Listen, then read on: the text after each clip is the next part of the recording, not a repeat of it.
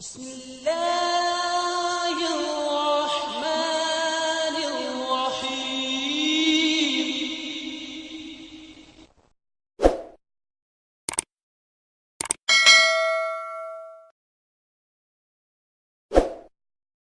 वालेकुम सलाम। मौल साहब, मेरी दरख्वास्त ये है कि हजरत मसीह इस्लाम ने खुदा से इल्म पाकर मोहम्मदी बेगम के निकाह वाली पेशन गोई फरमाई। गैर अहमदी उलमा ये कहते हैं कि नौज़बिल्लाह ये पेशन गोई पूरी नहीं हुई, जबकि हमारा ये ऐलान है कि ये पेशन गोई हर ज़ायबे निगाह से पूरी हो गई है। आईना कमालात इस्लाम में हजरत मसीह इस्लाम ने इस पेशगोई के सिलसिले में जो भी हक़ाइक़ बयान फरमाए हैं, आप उन हक़ाइक़ पर रोशनी डालें। एक दूसरी मेरी दरख्वास्त है कि क्या इस किस्म के वाक़यात हज़रत अक़दस मोहम्मद नबी सल्लम की हयात तैयबा में भी वक़ूफ़ पज़ीर हैं, तो उसका भी जिक्र करें मुल्ला प्लीज़। अल्लाह अहसन जज़ा। आपका सवाल हम तक पहुंच गया है। मैं मोहतरम शेख मुजाहिद अहमद साहब से दरख्वास्त करूंगा कि इस सवाल का जवाब। जज़ाकुमुल्लाह अहसनुल जज़ा। पेशगोइयों के असूलों में ये बात मौजूद है कि जो पेशगोइयाँ वईद के रंग में होती हैं, उसमें अगर जिसके बारे में पेशगोई की जा रही हो, अगर वो रुजू कर ले तो पेशगोई टल जाती है। हज़रत यूनुस अलैहिस्सलाम की कौम का वाक़या हमारे सामने कुरान मजीद ने बयान फरमाया है कि किस तरह हज़रत यूनुस अलैहिस्सलाम ने अपनी उस कौम के लिए वईदी रंग में अज़ाब की ख़बर दी, लेकिन जब उस कौम ने रुजू किया और अज़ाब से खुदा के हुज़ूर माफ़ी चाही तो अल्लाह ताला ने वह अज़ाब टाल दिया। सैयदना हज़रत अक़दस मसीह मऊद अलैहिस्सलाम की दो पेशगोइयों के बारे में अमूमन गैर अहमदियों की तरफ से एतराज़ होते हैं कि ये दोनों पेशगोइयाँ पूरी नहीं हुई।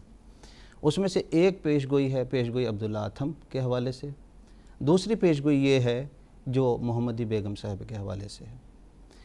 नाज़रीन को मैं ये बताता चलूँ कि मोहम्मदी बेगम कोई बाहर की औरत नहीं थी, गैर औरत नहीं थी, बल्कि सैयदना हज़रत मसीह मऊद अलैहिस्सलाम के रिश्तेदारों में से ही थी। और इनके बाप का नाम जो था वो था मिर्ज़ा अहमद बेग साहब। ये भी हज़रत मसीह इस्लाम के ननिहाली रिश्तेदारों में से ही थे। हज़रत मसीह मऊद अलैहिस्सलाम ने इनकी जो हालत बयान की है कि ये लोग दीन इस्लाम से दूर हो चुके थे, इस्लाम और कुरान की हक़ानियत को समझ नहीं रहे थे, बल्कि इस्तेहज़ा का रंग करते थे और ख़ुद हज़रत मसीह मऊद अलैहिस्सलाम से निशान के तलबगार थे। हज़रत मसीह मऊद अलैहिस्सलाम ने आईना कमालात इस्लाम सफ़ा 568 में बयान फरमाया है इनके हवाले से कि इन लोगों ने ख़त लिखा जिसमें रसूल करीम सल्लल्लाहु अलैहि वसल्लम और कुरान मजीद को गालियाँ दी और वजूद बारी अज़्ज़ा इस्महु का इनकार किया, और इसके साथ ही मुझसे मेरी सच्चाई और वजूद बारी ताला के निशानात तलब किए, और इस ख़त को उन्होंने इस दुनिया में शाये कर दिया और हिंदुस्तान के गैर मुस्लिमों की बहुत मदद की और इंतहाई सरकशी दिखलाई।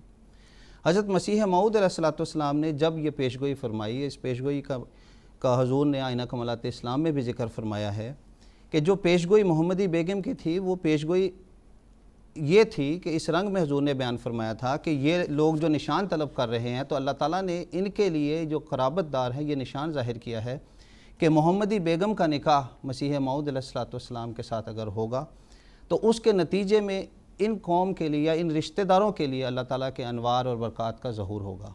लेकिन अगर ये लोग ये निकाह नहीं करते तो उसके नतीजे में इनके ऊपर अल्लाह ताला की तरफ से हलाकत और अज़ाब होगा। हज़रत मसीह मऊद अलैहिस्सलाम ने जब ये पेशगोई बयान की, उस वक़्त हज़रत मसीह मऊद अलैहिस्सलाम की एक शादी हो चुकी थी, इससे पहले आपकी औलाद मौजूद थी, और औलाद में भी वो औलाद थी जो ख़ास इल्हामात के ज़रिए हो रही थी। लिहाजा ये कहना कि सिर्फ़ शादी की गर्ज़ से ये आपने पेशगोई की थी, ये सरासर गलती है।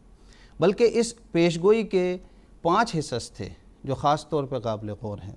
पहला ये कि अगर मिर्ज़ा अहमद बेग जिन्होंने निशान तलब किया और उनके निशान के तलब करने के नतीजे में अल्लाह ताला ने निशान दिखाया, अगर वो अपनी लड़की का निकाह हज़रत मसीह मऊद अलैहिस्सलाम से नहीं करेंगे तो फिर वो उस वक़्त तक ज़िंदा रहेंगे जब तक वो लड़की का निकाह किसी और जगह नहीं करते। दूसरा इसके अंदर ये हिस्सा था कि वो लड़की भी ज़िंदा रहेगी जिसका निकाह किसी और जगह किया जाएगा। तीसरा इसके अंदर ये पहलू था कि जब वो निकाह कर देंगे यानी मिर्ज़ा अहमद बेग साहब, तो फिर 3 साल के अंदर अंदर उनकी वफ़ात हो जाएगी, और फिर जिससे निकाह किया जाएगा वो भी यानी उसका खाविंद मोहम्मदी बेगम का वो भी 2.5 साल के अंदर वफ़ात हो जाएगा अगर वो अज़ाब से नहीं रुक जाता। तीसरा ये कि खाविंद की हलाकत के बाद लड़की बेवा हो जाएगी। मिर्ज़ा अहमद बेग साहब जो हज़रत मसीह इस्लाम से निशान तलब कर रहे थे और आपको सच्चा नहीं समझ रहे थे, उन्होंने इसका निकाह दूसरी जगह कर दिया, और जिसके साथ निकाह किया وہ خاوند جب نکاح کر دیا تو اس کے نتیجے میں اس خاوند کے جب نکاح ہوا تو 6 مہینے بعد ہی مرزا احمد بیگ صاحب کی وفات ہو گئی۔ جب یہ وفات ہو گئی تو وہ جو خاوند تھے مرزا سلطان احمد صاحب، ان کو ڈر پیدا ہوا کہ یہ پیش گوئی کا تو ایک حصہ ہو گیا پورا، اور انہوں نے رجوع کیا اور خدا تعالیٰ کے حضور جھکے۔ چنانچہ ان کا ایک تفصیلی انٹرویو اسی زمانے میں شائع ہوا ہے جو آج بھی موجود ہے، جو چاہے دیکھنا چاہے۔ یہ اخبار الفضل 13 جون 1921 کے اندر یہ موجود ہے، جس میں انہوں نے قسمی الفاظ میں یہ بیان فرمایا کہ مجھے اس پیش گوئی محمدی بیگم کے بارے میں کسی قسم کی کوئی شک نہیں ہے، بلکہ یہ پورا ہو گیا۔ اور جس کے بارے میں پیش گوئی تھی، یعنی جس خاندان کے بارے میں کہ وہ پیش گوئی تھی اور اس کا ایک حصہ پورا ہو گیا، ان کی وفات ہو گئی، وہ لڑکی بھی زندہ رہی دوسرے طور پہ، ان کے خاندان کے لوگوں نے تو اس کو قبول کر لیا۔ یعنی ان کے بہت سارے لوگ خصوصیت کے ساتھ محمد اسحاق صاحب جو مرزا سلطان صاحب کے بیٹے تھے، انہوں نے اس کو قبول کیا۔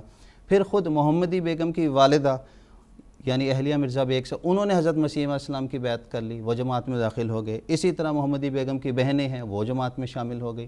یعنی اس خاندان کے لوگ تو احمدیت کو قبول کر رہے تھے اس پیش گوئی کے نتیجے میں، اور وہ یہ سمجھ رہے تھے کہ حقیقت میں یہ پیش گوئی پوری ہوئی ہے، اور اسی لیے انہوں نے اس کو قبول کیا اور احمدیت کو قبول کیا۔ لیکن بعض کوتاہ فہم اور جو اس چیز پر حضرت مسیح موعود اسلام پہ اعتراض کرنا چاہتے ہیں، وہ ان پر اعتراض کرتے ہیں کہ یہ پیش گوئی پوری نہیں ہوئی۔ حقیقت یہ ہے کہ جن کے تعلق سے یہ پیش گوئی تھی، جو قرابت داروں کے حوالے سے، انہوں نے اس پیش گوئی سے فائدہ اٹھایا، اور جب انہوں نے اس پیش گوئی کو نہ ماننے کے نتیجے میں جب اس کی شادی کسی اور جگہ کر دی، تو پھر اللہ تعالیٰ نے پیش گوئی کا ایک حصہ اس کی وفات کی شکل میں ظاہر کیا، اور رجوع ہونے پر وہ پیش گوئی پھر وفات کی، یا اس کا اگلا حصہ اس رنگ میں پورا نہ ہوا جیسا کہ پہلے بیان کیا گیا تھا۔